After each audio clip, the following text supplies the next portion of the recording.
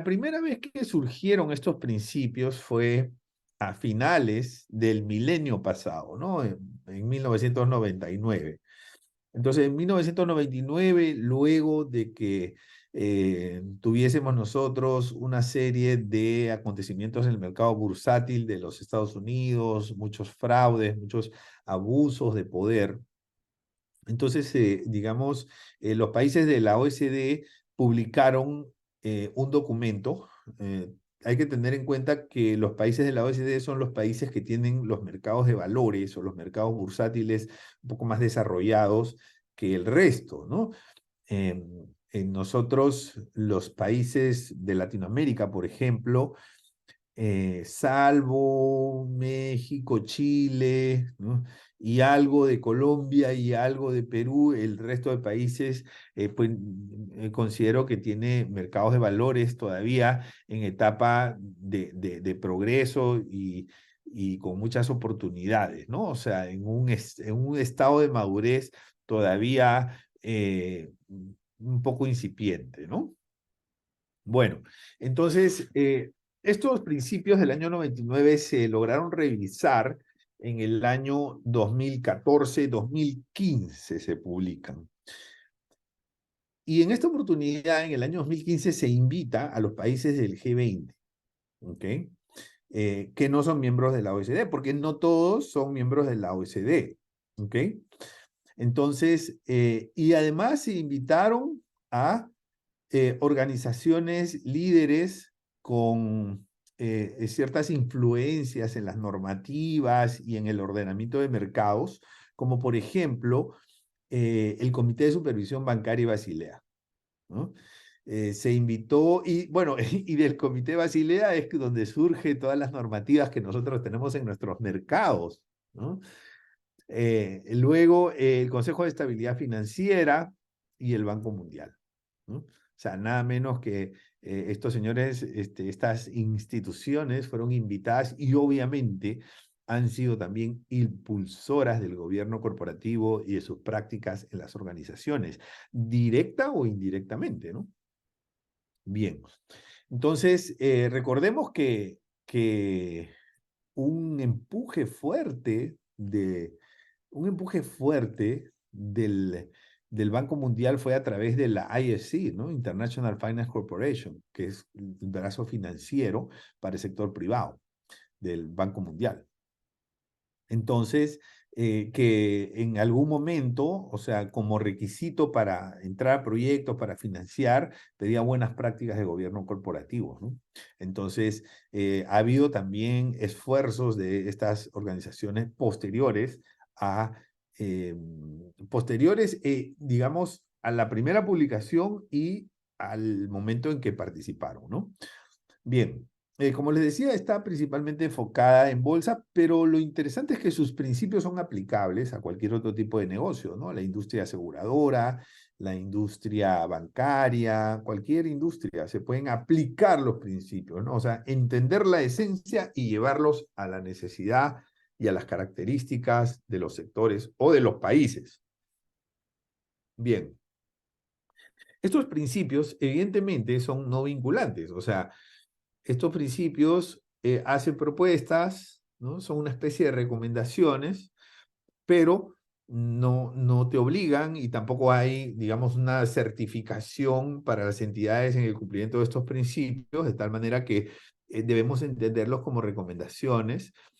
Además que la idea es que estos principios se puedan aplicar a cualquier tipo de organización y eso hace que obviamente tengan que tener cierta flexibilidad, ¿no? Entonces, ¿qué sucede? Que este año se actualizó la versión, ¿no? En el año 2015 se había actualizado después de 16 años y hoy, después de 8 años, se ha actualizado la versión, ¿no? Entonces se publicó en junio de 2023 y el primer cambio, que desde ya se los digo, es el énfasis en la sostenibilidad y la resiliencia, ¿no? Entonces, hace poco nosotros hablábamos de el riesgo climático. Bueno, el riesgo climático, que es el riesgo de alteraciones que está teniendo la temperatura del planeta, Y frente a lo cual las entidades, las empresas, la sociedad, los organismos reguladores, todos pueden poner de su parte para contribuir de alguna manera indirectamente. Ninguno individualmente va a resolver, pero en conjunto pueden aminorar los efectos que está teniendo la emisión de gases de efecto invernadero en el planeta, ¿no? Como el dióxido de carbono, por ejemplo. Entonces, hoy en día se ha convertido en un tema de suma importancia la sostenibilidad y, y la resiliencia, ¿no? La resiliencia, que es algo que hemos aprendido a raíz de la pandemia, en donde en la pandemia, por las buenas o las malas, tuvimos que ser resilientes. O sea, las empresas tuvimos que ver cómo hacíamos para seguir brindando nuestros servicios. Las personas teníamos que arreglárnosla y ver de qué manera podíamos, digamos, cumplir con nuestras obligaciones, tanto laborales, familiares, financieras, ¿no? En un contexto de una crisis severa. Entonces, la resiliencia se ha convertido en un elemento cada vez más importante. ¿Por qué? Porque no sabemos si el día de mañana va a haber otra pandemia, pero puede ocurrir otra situación, ¿no? Relacionada con el clima, relacionada con los cambios en el planeta, cualquier otro tipo de situación crítica que pueda llevarnos a la necesidad de estar preparados, pues, para hacer frente a estos eventos catastróficos, ¿no? Bueno, entonces, este es un breve comparativo entre la versión 2015 y la versión 2023. Digamos que cada versión se divide en 6 capítulos, así está establecida en los documentos. En la primera versión tienes tus 6 capítulos, 1, 3, 4, 5, 6, ¿no? La primera, consolidación de la base para un marco eficaz de gobierno corporativo. Bueno, eso se mantiene en la misma versión. Hay algunos cambios, principalmente se introduce en algunos de los, de los lineamientos, se introduce el concepto de sostenibilidad. ¿Ok? Y alguno que otro cambio que por ahí les voy a comentar. El segundo es derechos y tratamiento equitativo de los accionistas y funciones de propiedad clave, ¿no? Entonces eso todavía se mantiene. Tercero, los inversionistas institucionales, o sea, el capítulo dedicado a recomendaciones para inversionistas institucionales, mercados de valores y otros intermediarios se mantiene. El cuarto desaparece. El cuarto capítulo que tenía la versión 2015 dice el papel de los actores interesados en el ámbito de gobierno corporativo. Y ese desaparece, ¿no? En lugar de ese se reemplaza el último, que es sostenibilidad y resiliencia, porque los otros dos, divulgación de información y transparencia, las responsabilidades del consejo, se mantienen. Entonces, hay uno que se ha quitado, el que tiene la X en la versión 2015, y hay uno que se ha agregado, que es el que tiene el check en la versión 2023. Se ha agregado sostenibilidad y resiliencia, y que se ha quitado el papel de los actores interesados en el ámbito de gobierno corporativo. Y ustedes me dirán, Ernesto, yo leí la versión 2015 y ese capítulo que tú me dices que se ha quitado, ese es un capítulo de grupos de interés que no son inversionistas ni accionistas, como colaboradores, proveedores, y ese capítulo es importante. Ajá, sí, es muy importante en el gobierno corporativo, pero lo que se ha hecho es que la esencia de ese capítulo 4 de la versión antigua se ha juntado con el énfasis que se le da a este capítulo 6 de la nueva versión, que es sostenibilidad y resiliencia. Es decir, se ha tomado lo más relevante del capítulo 4 antiguo y se ha incorporado al capítulo 6. Algunos son textualmente iguales, algunos, y se ha incorporado entonces al capítulo 6, ¿no? Pero el título del capítulo es otro. O sea, el título del capítulo no es otros grupos de interés y sostenibilidad y resiliencia, no, el título es sostenibilidad y resiliencia. Y se apoya en que la sostenibilidad y resiliencia no es posible si tú no cuentas con tus grupos de interés digamos, alineados a tu estrategia de sostenibilidad. ¿Mm? Entonces, se pone en primera instancia la sostenibilidad y la resiliencia, y debajo se dice, bueno, y estos grupos de interés que tienen que tener estas características, con los cuales tenemos que tener estas comunicaciones, tienen que estar alineados a la sostenibilidad y resiliencia, ¿no? Porque eh, eh, no nos olvidemos que la organización no solamente son los accionistas o los clientes o los colaboradores, son todos los grupos de interés. O sea, no es posible que una organización siga existiendo si no tiene proveedores. Necesita tener proveedores, ¿no? Bien. Entonces, yo les he hecho un listado, no voy a repasar, digamos, todos los lineamientos, todos los principios, o sea, porque están agrupados en 6 capítulos, pero son muchísimos, ¿no?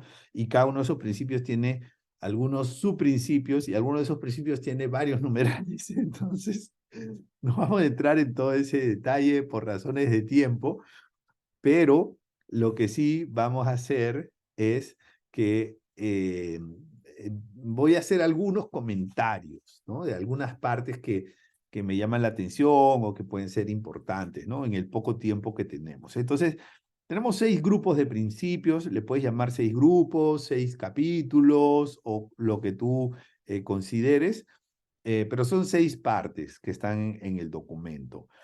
Por cierto, el documento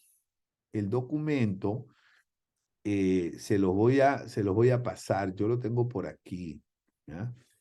El documento se los voy a poner en el chat. Vamos a poner por aquí, ahí, les puse un link. Entonces ustedes pueden descargar de ese link el documento. Ya lo puse en... Muy bien, continuamos entonces, ¿no? Entonces, por aquí, ¿no? El primero, ¿no? El primero es consolidación de la base para un marco eficaz del gobierno corporativo, ¿no? Entonces te dice que el gobierno corporativo debe promover mercados transparentes y justos, ¿no? La versión anterior decía equitativos, ahora dice justos. Entonces es una sutil diferencia, ¿eh? Sutil diferencia. Bueno, y la asignación eficiente de recursos debe ser coherente con el Estado de Derecho. Eso es importante, fíjense. El, eh, el gobierno corporativo cree mucho en el Estado de Derecho, se ampara en el Estado de Derecho, porque el Estado de Derecho lo que te dice es, mira, aquí tenemos reglas, esas reglas se cumplen, y cuando no se cumplen se sancionan. Y eso nos lleva a estar en una situación de certidumbre o de relativa certidumbre de que las reglas, las normas se van a cumplir y que las personas van a vivir con tranquilidad porque saben que se le va a respetar sus derechos porque para eso existen reglas. Entonces, evidentemente, siendo esa la esencia del Estado de Derecho, ¿no? Que es la existencia de reglas, el respeto por las reglas y también la sanción y la corrección para quienes no cumplen la regla, ese es el principio del Estado de Derecho, el gobierno corporativo encaja perfectamente, ¿no? Bien, entonces, ahora, hay algo interesante de este primer capítulo, y es que te habla de promover mercados, ¿no? Promover mercados transparentes, justos y asignación eficiente de recursos. Entonces, cuando te dice asignación eficiente de recursos, ¿no? Ese es el principio fundamental de mi pasión, que es la economía. Tú puedes asignar recursos, pero lo importante es que esa asignación de recursos se haga de manera eficiente. Es decir, que consigas mucho con poco. Es decir, dicho en otras palabras, el gobierno corporativo no es que tenga que conseguirse a todo costo, sino que uno tiene que hacer esfuerzos porque el gobierno corporativo o la forma de gobernar en una organización se haga de una manera eficiente. No puede ser a todo costo, ¿no? O sea, no puede ser con el sacrificio de otro tipo de recursos, sino más bien tenemos que buscar maximizar los resultados con los menores recursos posibles. Ese es un concepto bien importante de eficiencia que recoge este conjunto de principios y que también estaba en la versión anterior del 2015, ¿no? La asignación eficiente de recursos. Bueno, entonces por aquí me hablan, mira, ¿qué cosa es importante? Primero, me hablan de, ya se incorpora esto que voy a subrayar, que no estaba en la versión anterior, ¿no? La sostenibilidad, o sea, dentro de los objetivos, lo que debe buscar las organizaciones, la sostenibilidad y la resiliencia, que lo acabo de subrayar por ahí. Eso no estaba en la versión anterior, ¿ok? Bien, entonces, en el desarrollo de este conjunto de principios te empieza a hablar de que esto pues tiene que ser consistente con el Estado de Derecho, que hay, mira, la parte C, la división de responsabilidades entre diferentes autoridades debe estar claramente articulada, diseñada para servir al interés público, ¿no? O sea, cuando uno entiende esto, y aquí hago reflexiones abiertas, ¿no? Cuando uno entiende esto, eh, debería, te hablan de una articulación, ¿no? Claramente articulada. Debería haber una muy buena coordinación y alineamiento entre los diferentes reguladores. ¿Por qué? Porque tú tienes, digamos, algunos conglomerados financieros que tienen un banco, un puesto de bolsa y una aseguradora. Y el conglomerado financiero tiene directa o indirectamente supervisión de bancos, del mercado de valores, de la superintendencia de seguros. O sea, entonces, y las reglas son, no necesariamente son coherentes entre los reglamentos que tienen las tres entidades supervisoras, ¿no? Eso ocurre, ¿no? En muchos países, cada vez menos, pero ocurre, ¿no? Entonces, obviamente, se pone a aprietos a las entidades que tienen sus propias reglas, pero que además tienen que cumplir las reglas del primer regulador que le dice A, las reglas del segundo regulador que le dice B y las reglas del tercer regulador que le dice C. Y si por ahí hay una, digamos, incoherencia entre las regulaciones o hay, digamos, un lenguaje diferente que usan, conceptos diferentes, ¿no? Entonces todo se complica y eso es lo que no debería pasar, ¿no? ¿Por qué? Porque recordemos que lo que buscan los principios son asignación eficiente de recursos. Entonces, lo que deberíamos buscar es conseguir máximos resultados, ¿no? Del gobierno corporativo a través de una toma de decisiones que nos acerque a los objetivos, pero con el menor costo posible, ¿no? Bien, entonces, el siguiente punto, ¿no? Entonces, en el siguiente punto, pues aquí hay una serie de principios que, como les decía, no los voy a entrar a detallar todos, ¿no? Me hablan de la regulación del mercado de valores, como ya les dije, aquí hay un énfasis en los mercados bursátiles, ¿ok? Te hablan de que el regulador tiene que ser fuerte. ¿No? El regulador tiene que ser fuerte. Un regulador fuerte es un regulador capacitado, es un regulador que tiene recursos, ¿no? Entonces ahí te dicen, ¿no? Las autoridades de supervisión, regulación y aplicación deben tener autoridad, autonomía, integridad, recursos, capacidad para cumplir sus funciones de manera profesional y objetiva. O sea, de acuerdo a mi experiencia, lo que yo he visto en los mercados regulados es que si el regulador no tiene buenas remuneraciones para su equipo de trabajo, para sus colaboradores, difícilmente va a ser un regulador fuerte, ¿no? Entonces, cuando a ti te dicen regulador fuerte, básicamente es un regulador fuerte en capacidades, en competencias, ¿ok? No fuerte en poder necesariamente, sino en capacidades. Y un regulador fuerte, pues requiere tener supervisores y personal competente, ¿no? Pero si tiene restricciones de presupuesto es muy difícil tener personal competente porque hay una limitante que puede hacer que, digamos, los que están bien calificados o altamente calificados busquen otras alternativas, ¿no? Entonces, los países que yo conozco donde los reguladores tienen, digamos, remuneraciones altas para sus supervisores son los países donde están los mejores reguladores de Latinoamérica, ¿no? Chile, Perú, por ejemplo, ¿no? Entonces, hay una correlación, ¿no? Hay una correlación. Bien.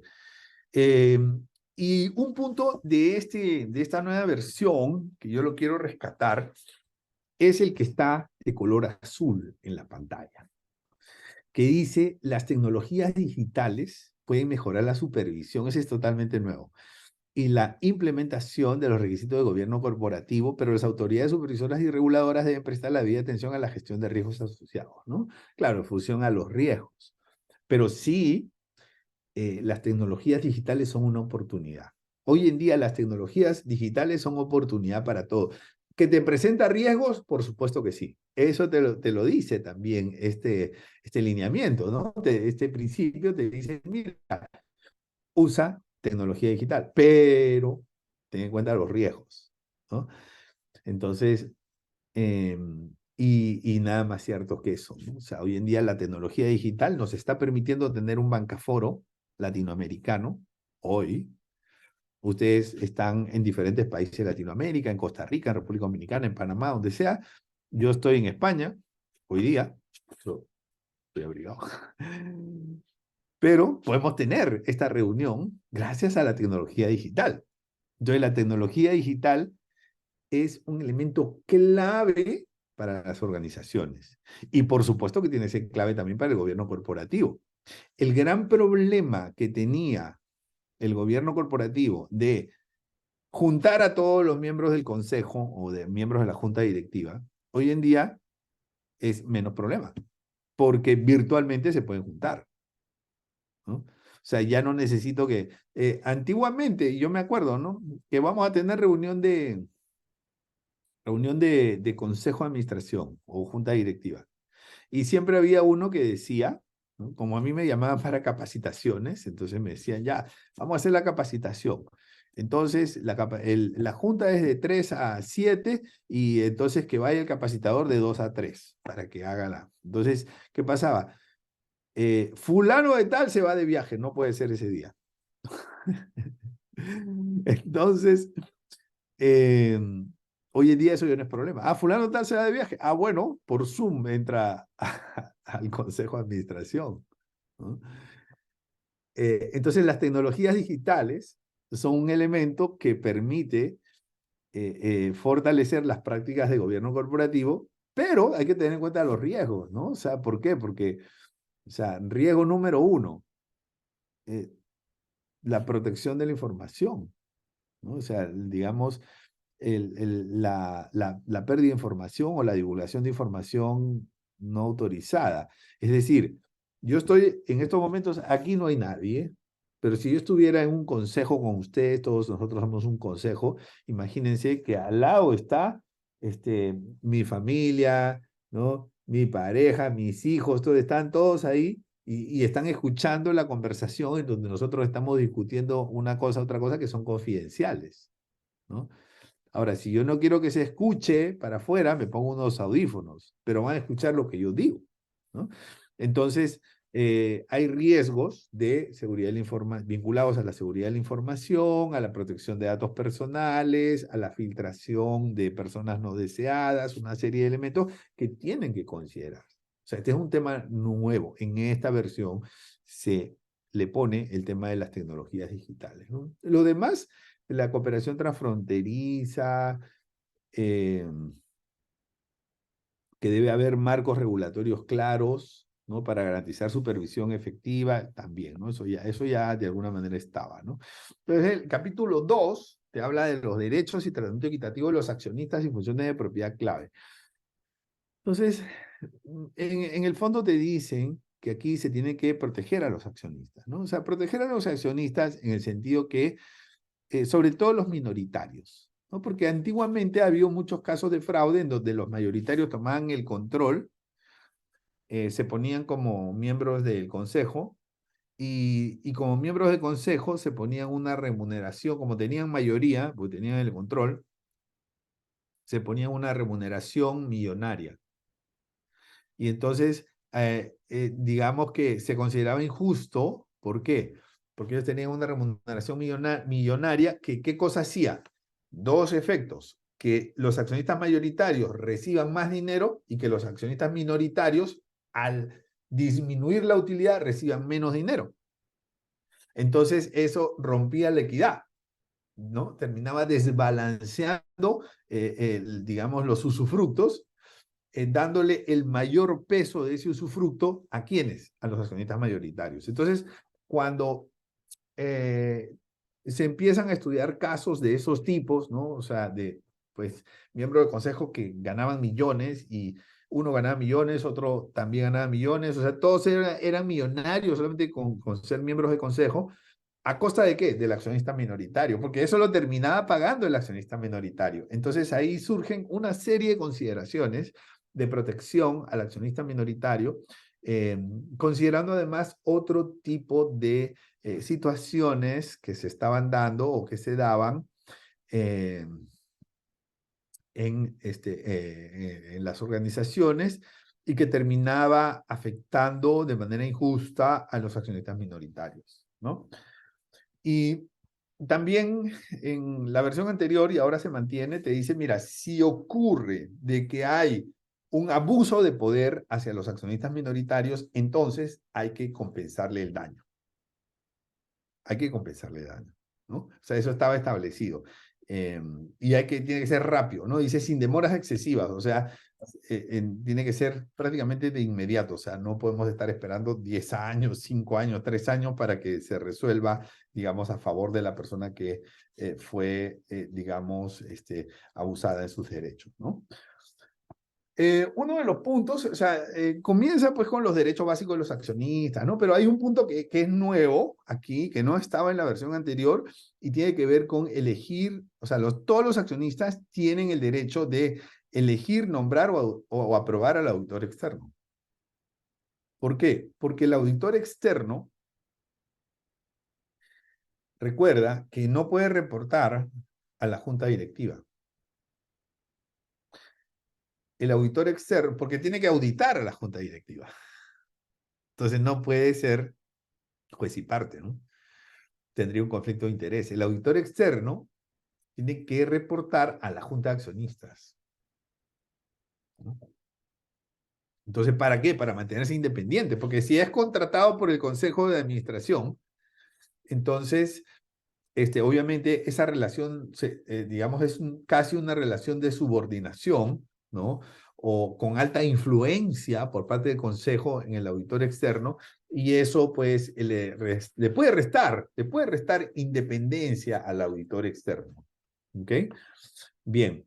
Lo otro, pues que todos los accionistas tienen que estar informados, tienen que tener sus derechos, ¿no? Oportunidad de participar efectivamente, se les tiene que dar información, se les tiene que permitir un tratamiento equitativo, es decir, tratamiento equitativo, ¿qué significa? Que si hay algunas personas que, por ejemplo, no son directivos, no son miembros del consejo, hay que tratarlos, hay que invitarlos a las reuniones de accionistas de una forma un poquito más incluyente, con un poquito más de énfasis, ¿no?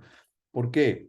Porque tiene el mismo derecho a participar, ¿no? Pero no está tan cerca de la organización. Entonces, esos que no están tan cerca, hay que enviarles información, hay que asegurarnos de que recibieron la información, la invitación. Entonces, por eso se habla de tratamiento equitativo, porque a ellos se les da un tratamiento especial porque necesitan recibir mayor información, ya que normalmente no están en el día a día del negocio. ¿Ok? Entonces, se habla de también la posibilidad de la participación remota, que eso es algo que resulta conveniente, ¿no? Porque si las reuniones tendrían que ser solamente presenciales, entonces resultaría muy caro para todos. Y recordemos que desde el inicio estos principios buscan eficiencia. ¿Ok? Bien. Entonces, el resto de principios sobre las actuaciones, preguntas que pueden tener los accionistas, ¿no? Todo eso, la forma de voto, ¿no? El tratamiento al voto transfronterizo, que tiene que tener la misma, digamos, posibilidad de voto que el accionista local. Todo esto ya estaba en la primera versión, ¿no? En la versión anterior. Bueno, entonces, a todos ellos, mira, se les tiene que permitir consultarse entre sí o consultar a la organización, ¿no? Y el principio de justicia es básico. Todos los accionistas de una misma serie, de una clase, deben recibir el mismo trato, ¿no? O sea, mejor dicho, no pueden haber privilegios, ¿vale? Listo. ¿Qué más? Transacciones con partes relacionadas. Las transacciones con partes relacionadas son muy delicadas. ¿Por qué? Porque cuando ha habido casos de fraude o casos de abuso de poder, siempre ha habido transacciones con partes relacionadas. Ahora, una transacción con partes relacionadas no significa que va a haber un abuso de poder, pero la historia me dice que donde ha habido abuso de poder, se ha dado también transacciones con partes relacionadas, ¿no? El manejo de los conflictos de interés es algo fundamental. ¿Por qué? Porque puede haber accionistas que tengan negocios y que esos negocios hagan, digamos, o sea, esas empresas hagan algún tipo de trato con la organización, ¿no? Bien, entonces, hay que pedirle que presenten una declaración jurada, ¿no? O sea, sobre los intereses que tiene para saber cuándo hay una necesidad de gestionar un conflicto de interés.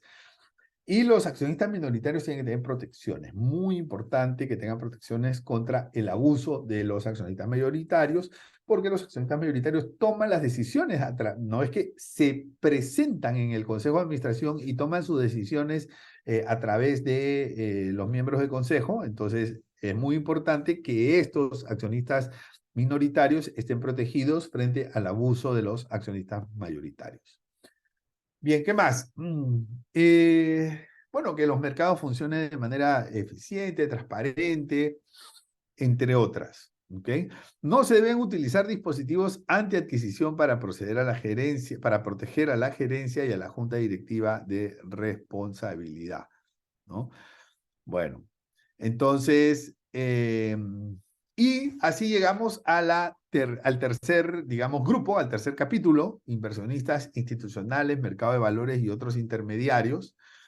Entonces te dicen que el gobierno corporativo tiene que funcionar o tiene que ser de tal manera que la cadena de inversión, el proceso de inversión funcione bien. Para eso se necesita que transmita confianza. Desde el momento en que el gobierno corporativo no transmite confianza, vamos a tener problema con esa cadena de inversión, porque si no hay confianza, se va a afectar la inversión. ¿Okay? Entonces, ¿para eso qué significa? Que los inversionistas institucionales estén comprometidos con las inversiones que hacen y que anuncien bien qué inversiones van a hacer, en qué van a invertir a aquellos, digamos, inversionistas pasivos, ¿no? Porque un inversionista, digamos, de un fondo de inversión, o sea, uno de sus aportantes, ¿no? De repente no tiene mucho dinero, 10.000, 20.000, pero el fondo está invirtiendo muchos millones. Entonces, ahí es importante que el fondo le indique muy bien cuáles son las políticas al inversionista pequeño para que le diga, para que el inversionista pequeño sepa qué riesgo está asumiendo. Y que no se salga de esas políticas, y si se va a salir de esas políticas, que primero avise y dé la oportunidad de seguir o no seguir. ¿Okay? Entonces, ese tipo de transparencia que promueve la sensación de justicia, la equidad, la honestidad, ese tipo de transparencia es, digamos, los principios de la OECD valoran mucho. ¿Ok? Bien. Entonces, aquí también se menciona que eh, se dice que los asesores o las partes que indirectamente participan, ¿no? Como las calificadoras de riesgo, los corredores, los proveedores de información, minimicen los conflictos de interés. Esa es otra recomendación, ¿no? Obviamente, no puede haber uso de información privilegiada, manipulación del mercado. Y cuando una empresa cotiza en una bolsa fuera de su jurisdicción, ojo, normalmente por regla general está sujeta a cumplir las leyes de las dos jurisdicciones, de la jurisdicción de origen y de la jurisdicción donde participa en el mercado bursátil, las dos. ¿Ok? Bien, entonces los mercados de valores deben ofrecer determinación justa y eficiente. Y así llegamos al capítulo 4, ¿no? O sea, el capítulo 4 de divulgación de información y transparencia. O sea, este capítulo es bien importante, ¿no? Y es bastante sencillo de entender. ¿Qué es lo que busca el gobierno corporativo? Busca que la organización se acerque a sus objetivos y el mejor camino para eso es generar confianza, sobre todo en entidades financieras. Pero el mejor camino es generar confianza, ¿no? ¿Por qué? Porque la confianza es lo que acerca a las organizaciones a su objetivo.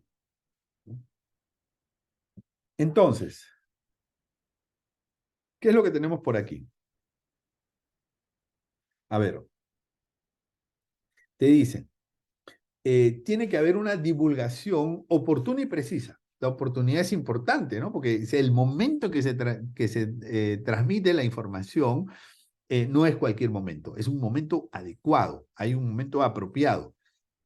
Más tarde puede ser que ya no sea importante la divulgación. Y muy temprano puede que sea inconveniente para la organización o puede que sea incluso hasta imprudente, ¿no? Entonces la divulgación tiene que ser oportuna, vinculada con lo que pasa en la organización. Cosas buenas o cosas no buenas también, de los dos lados. ¿Ok? Bueno, ahí hay un listado de elementos que se debería compartir. Mucho de esta divulgación entra con los estados financieros, ¿no? Hay muchas reglas de los estados financieros. Y hay otro, pues un conjunto de elementos que se tiene que considerar en las divulgaciones. Exigen que haya una auditoría, bueno, no exigen porque ese no es el término, ¿no? Pero proponen que haya una auditoría externa anual, ¿no? Realizado por una persona o por una sociedad independiente y calificada. ¿Ok? Entonces, aquí hay una parte importante en la letra D.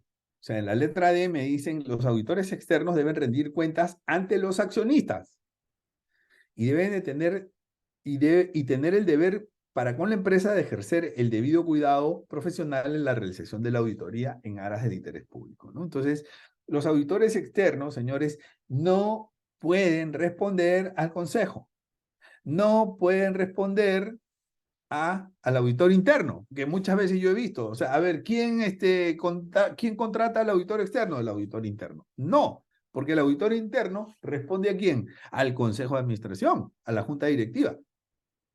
Entonces, el auditor externo que está contratado por el auditor interno, indirectamente tiene una situación de cuasi subordinación con el consejo de administración. Eso es lo que no se quiere. ¿Ok? Muy bien. Entonces, el quinto, las responsabilidades del Consejo de Administración. Bueno, las responsabilidades son todas las posibles responsabilidades. ¿Ok?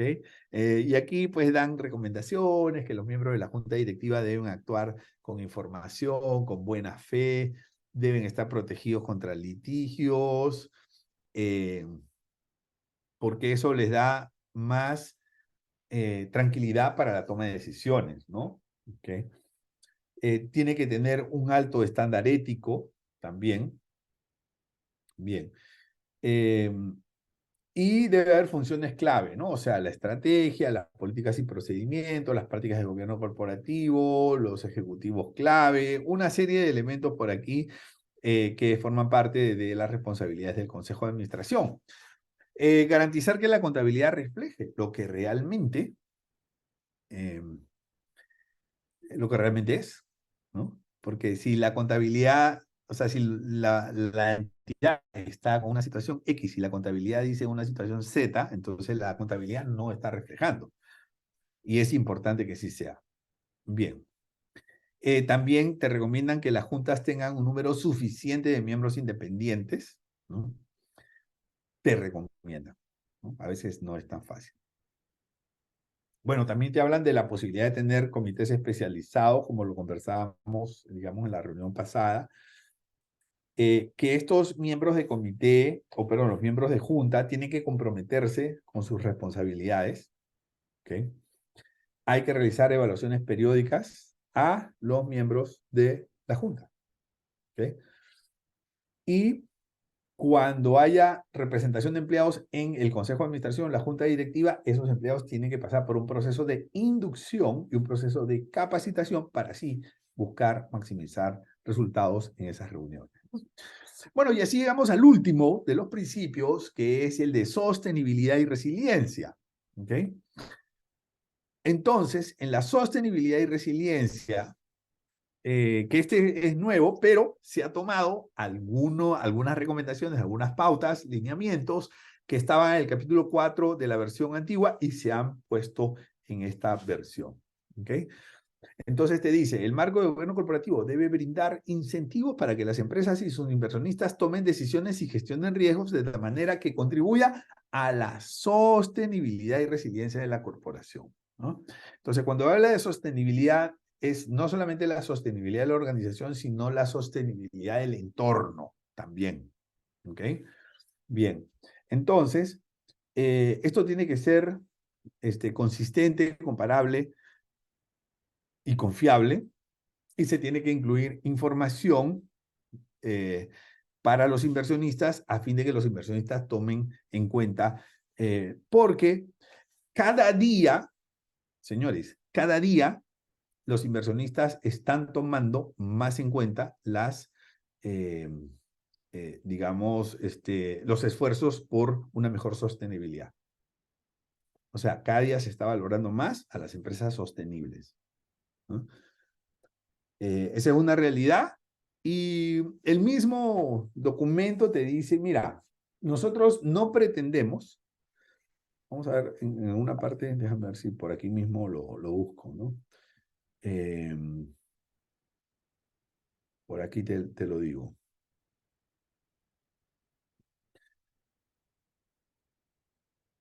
Mm,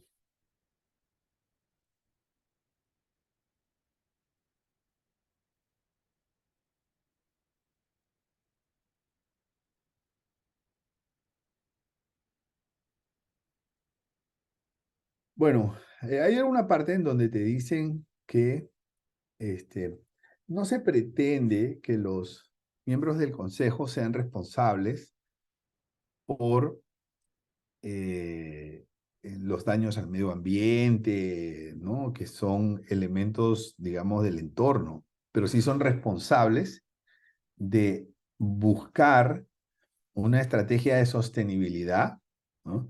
Que vaya acorde con los intereses o las expectativas que tienen los grupos de interés. Porque hoy día los grupos de interés esperan una mayor contribución de las organizaciones en la sostenibilidad. Nos guste o no nos guste, eso es lo que esperan los grupos de interés. Por eso existen los bonos verdes, por eso existen los financiamientos especiales a tasas blandas para empresas sostenibles, o sea, porque el mercado valora mucho más los esfuerzos que hacen las organizaciones por la sostenibilidad.